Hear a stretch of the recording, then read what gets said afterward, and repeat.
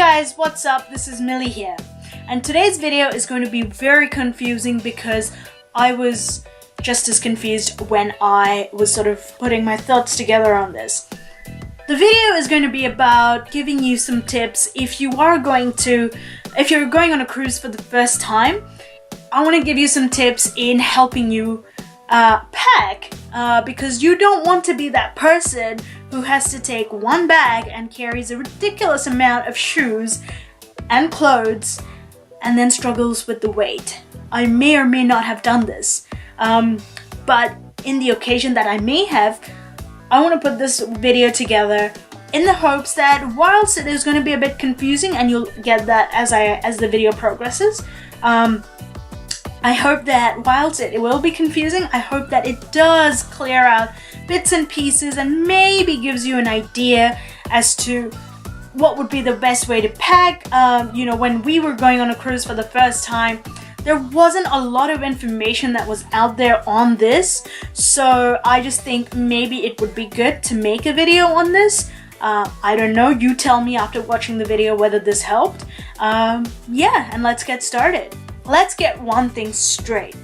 There is really no right way to pack for a cruise. Now that we have this video sorted, thanks for watching. No, I'm kidding. The simple answer is there is no right way to pack for a cruise. And the hardest thing is getting the weight right. If you're like me, traveling internationally, I'm going to talk about specifically America because I boarded the cruise in Seattle, so maybe that might be of help. If you're traveling internationally, whether it's, but depending on which airline you're flying with, you have a weight restriction of either 23 kilos or 30 kilos, or somewhere in between if the airline has a different policy. Whereas with ships, as far as I remember, there isn't a weight restriction per se, but that doesn't mean you can just overpack. So if you are traveling internationally, that is something you'll have to keep in mind. With domestic flights, they have their own sort of weight allowances, and if you're flying domestic in America, well, you have to pay for additional you have to pay to carry bags anyway. So I'm not too sure about domestic and things like that, but if you are traveling internationally, especially if you're traveling from, say, wintertime back to summertime, or summer to winter, well, not winter, but whatever, please be very aware of the weight allowance that your aircraft allows for. So prior to going on this cruise, I had this preconceived notion that because it's in Alaska, it will be very, very cold. It's not 100% true, and it's not 100% false. Alaska can get very warm during the day in the summer, and it's also very rainy. The cities we docked in, Ketchikan, Juneau, and Skagway. Ketchikan especially can get very wet, and you can have unpredicted rain. And also when you're on board and if you want to go stand out on the deck, especially in the evenings and early mornings, it can get very cold, but I'll talk more about that later. So needless to say, you have to be prepared for warm weather, for rainy weather, for cold weather. Like I said, because there will be days when it's cold, especially when, forget days, when you're out on the deck, you need something warm. And in addition, you also need to have a look at your shore excursions because they could be a guide in terms of what kind of clothing you may or may not need.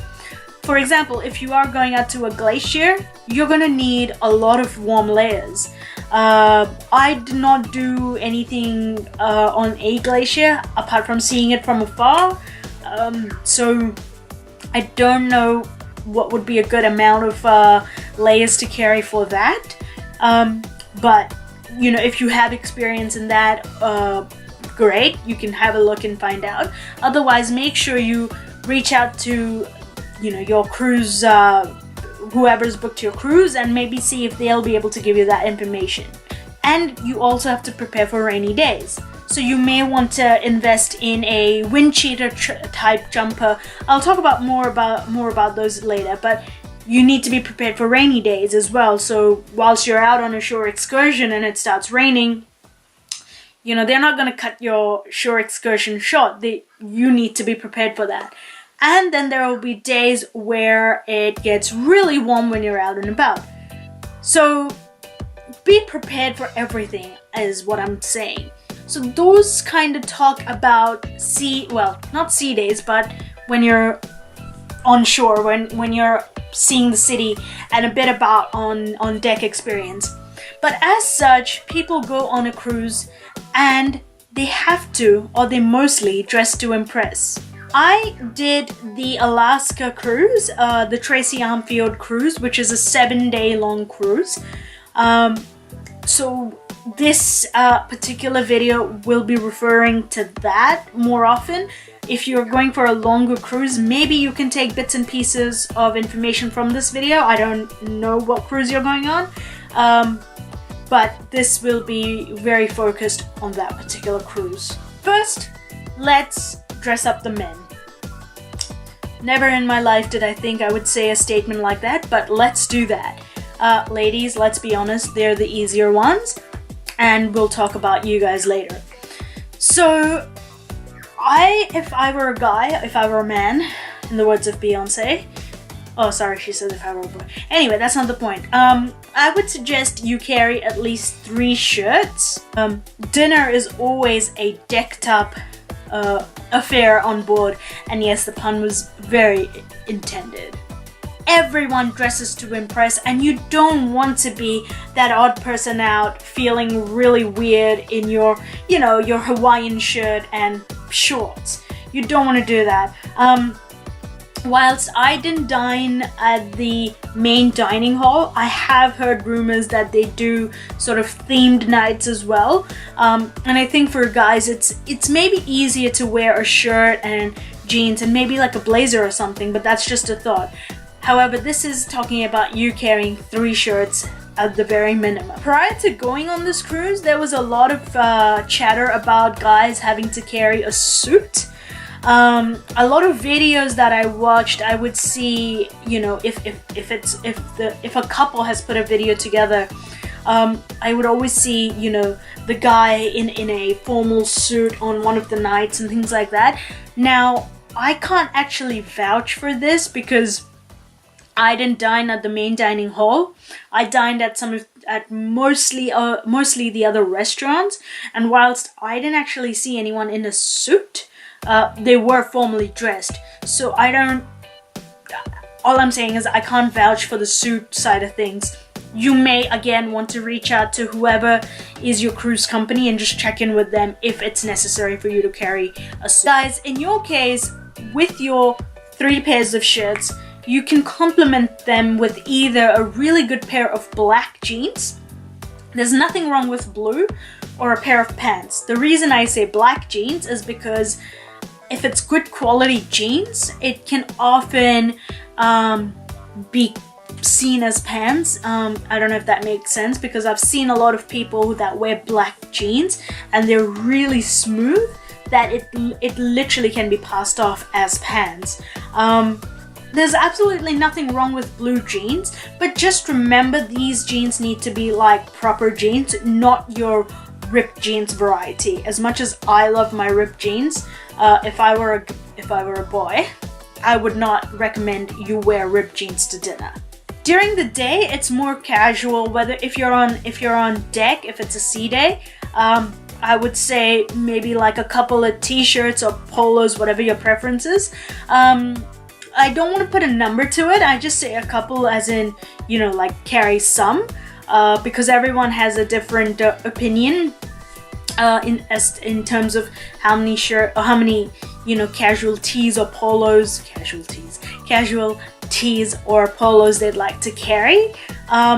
You can, if you feel comfortable wearing shorts around the deck, that is perfectly fine. During land days, however, like I said before, use your shore excursion to see if you need anything specific. For example, if you're going out to the glacier, maybe you need, you know, shoes that have strong grip, or you need you know, layers of warm clothing. So try using your shore excursion towards seeing what you need to pack as well.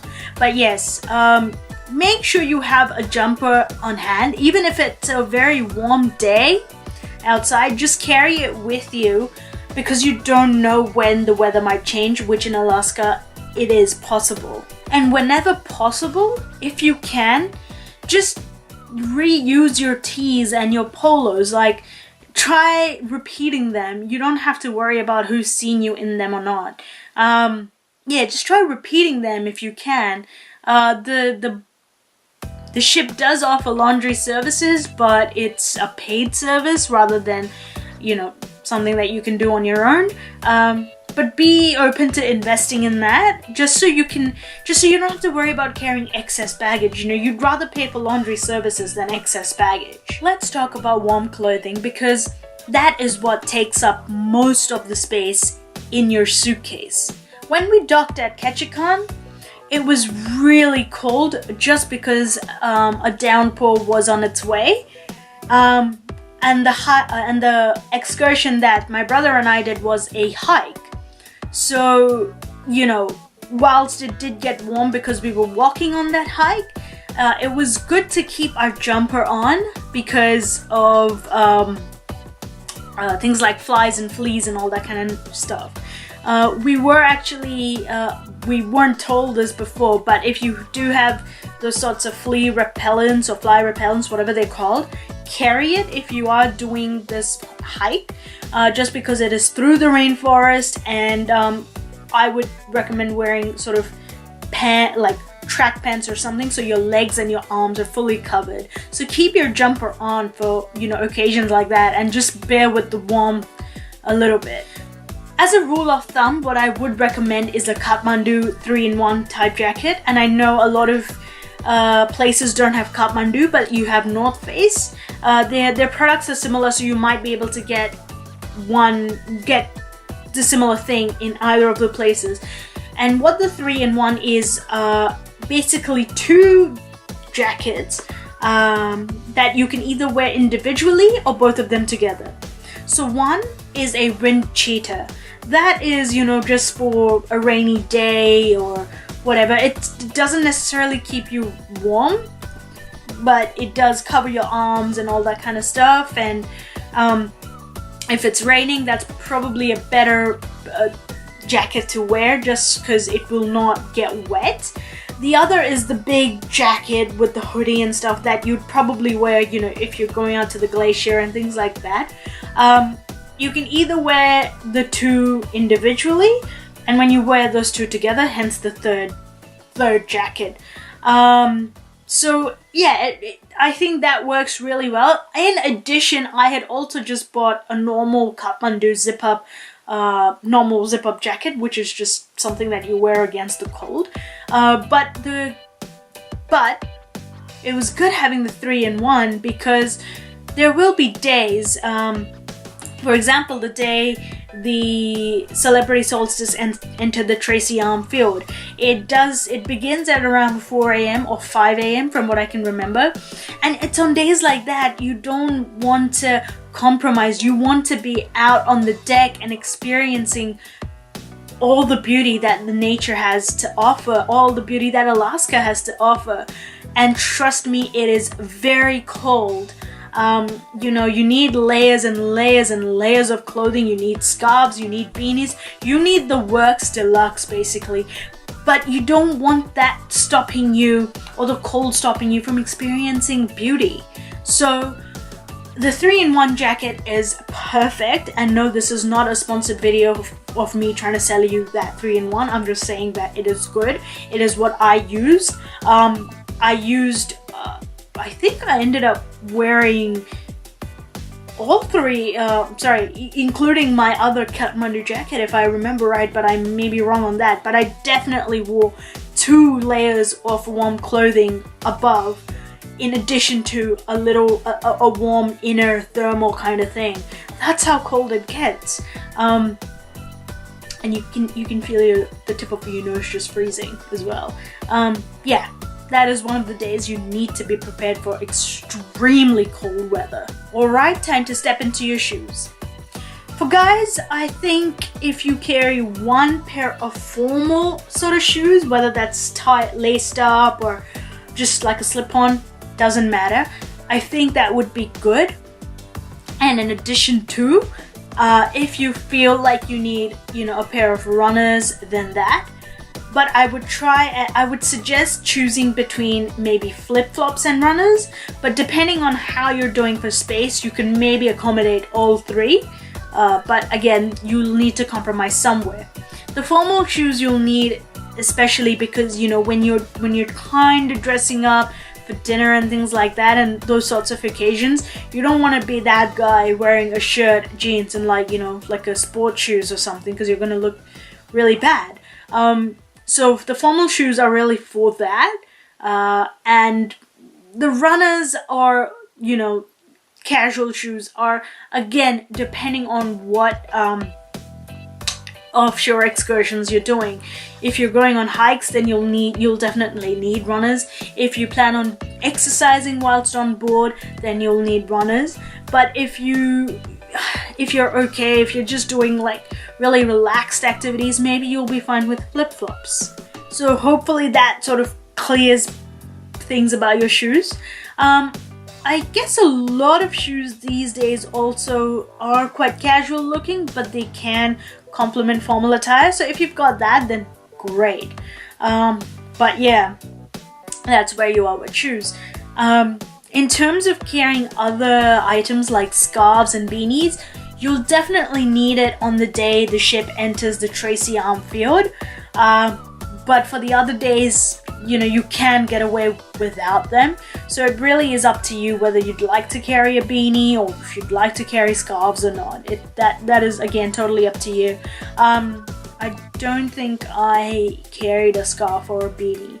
I can't remember now, but yeah, but if you do plan on, going through that Tracy Arm Field experience, carry it. Now it's time for the ladies.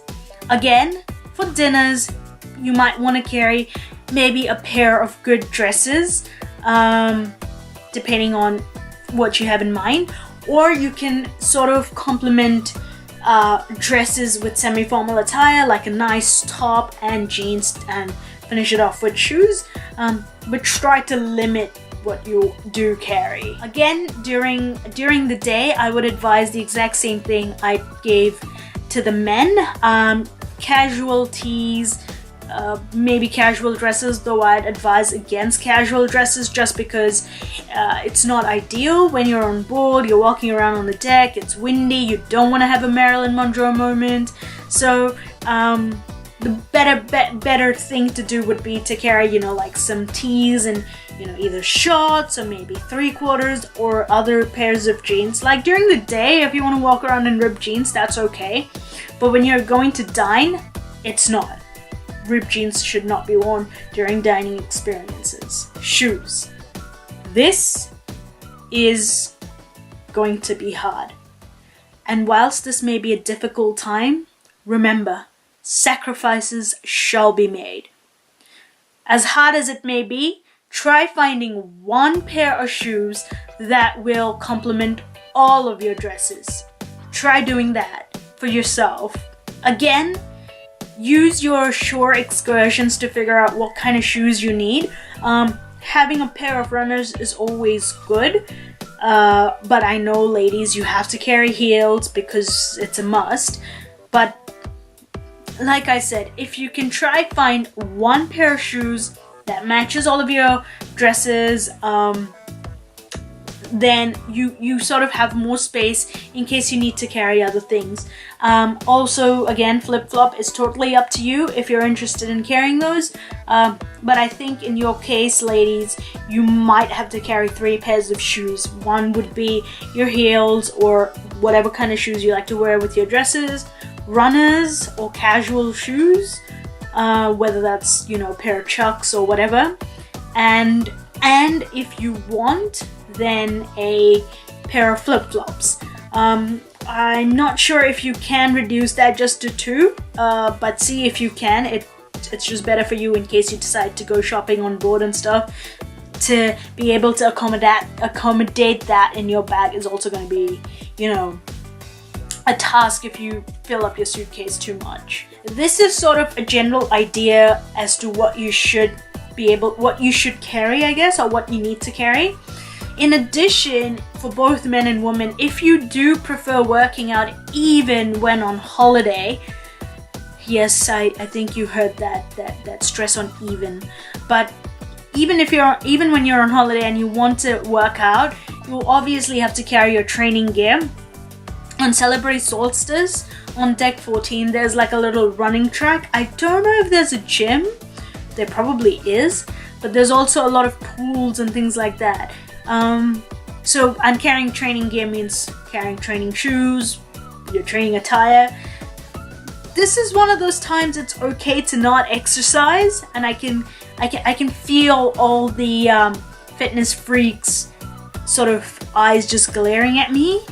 But if you're okay with not exercising for a week, I guess you just make more space in your suitcase. But hey, if it is important to you, carry your training gear as well. So, like I said, this is one confusing video, and I don't know if in any way this has cleared up any doubts. If it has, please let me know, because this was a very unconventional kind of video that I did. I just couldn't find a lot of you know, how to pack for a cruise information out there when I was going on a cruise. Again, things may have changed because I went on a cruise last year. So if this has been helpful, please leave that comment in the comment section below. It would be great to get feedback on things, you know, when I create such out of the box videos like this. And if I have convinced you in any way that, and you know exactly what you're gonna pack, please hit that like button, because this was a very confusing video for me to put together as well. But if it has provided any clarity to you, please hit that like button. The tricky part about packing for a cruise is, you know, getting the right stuff so you're prepared for cold weather, warm weather, weather in between, as well as getting your baggage allowance right for flights if you are flying. It's a summery winter vacation that you have to prepare for. I totally understand that. By all means, if there's any specifics that you want to know about my cruise and my cruise experience, feel free to get in touch with me. My social media links are in the description below.